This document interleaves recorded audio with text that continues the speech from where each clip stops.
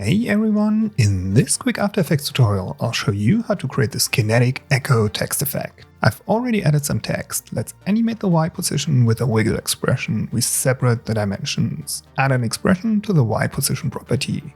Wiggle in parentheses 0.5, 700. We duplicate the layer, move it below. Add a white stroke, change the fill color to black. Let's delete the expression, instead add this comp.layer in parentheses index-1.transform.yPosition.value at time.